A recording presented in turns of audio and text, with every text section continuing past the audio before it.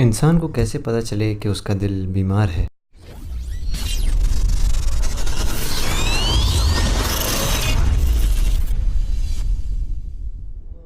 اس سلسلے میں حافظ ابن قیم رحمہ اللہ نے کچھ علامت بیان فرمائی ہے۔ پہلی علامت یہ ہے، جب انسان فانی چیزوں کو باقی چیزوں پر ترجیح دینے لگے تو وہ سمجھ لے کہ میرا دل بیمار ہے۔ مثلا دنیا کا گھر اچھا لگتا ہے مگر آخرت کا گھر بنانے کی فکر نہیں ہے۔ دنیا میں عزت مل جائے مگر آخرت کی عزت یا ذلت کی سوچ دل میں نہیں۔ دنیا میں آسانیاں ملیں مگر آخرت کے عذاب سے بچنے کی پرواہ نہیں۔ دوسری علامت، جب انسان رونا بند کر دے تو وہ سمجھ لے کہ اس کا دل سخت ہو چکا ہے۔ یاد رہے کہ کبھی انسان کی آنکھیں روتی ہیں اور کبھی انسان کا دل روتا ہے۔ دل کا رونا آنکھوں کے رونے پر فضیلت رکھتا ہے۔ یہ ضروری نہیں کہ آنکھ سے پانی کا نکلنا ہی رونا کہلاتا ہے، بلکہ اللہ کے کئی بندے ایسے بھی ہوتے ہیں کہ ان کے دل رو رہے ہوتے ہیں، حالانکہ ان کی آنکھوں سے پانی نہیں نکلتا، مگر ان کا دل سے رونا اللہ تعالیٰ کے یہاں مقبول ہو جاتا ہے اور ان کی توبہ کے لیے قبولیت کے دروازے کھل جاتے ہیں۔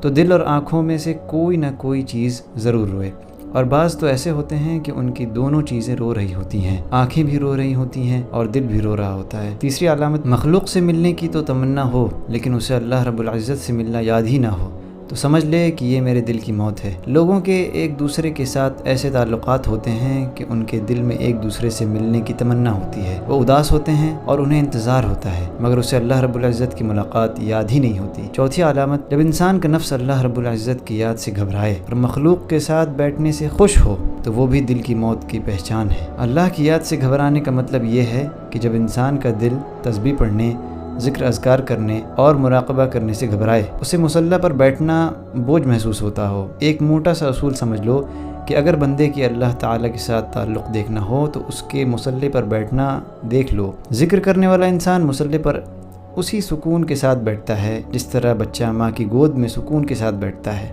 اور جس کے دل میں کجی ہوتی ہے اس کے لیے مصلی پر بیٹھنا مشکل ہوتا ہے، وہ سلام پھیر کر مسجد سے بھاگتا ہے۔ کئی تو ایسے بد نصیب ہوتے ہیں کہ مسجد میں آنے کے لیے ان کا دل آمادہ ہی نہیں ہوتا ہے۔ اگر ہمارے دل کے اندر ان میں سے بتائی ہوئی کوئی بھی علامات ہے تو اس کو دور کرنے کا بہترین طریقہ یہ ہے کہ اللہ کی طرف رجوع کیا جائے اور اللہ کا زیادہ سے زیادہ ذکر کیا جائے صبح اور شام۔ اس ویڈیو کو اپنے دوست احباب میں ضرور شیئر کریں، کیونکہ اگر ایک شیئر سے کسی کی زندگی بدل جاتی ہے تو وہ آپ کے لیے صدقہ جاریہ ہوگا۔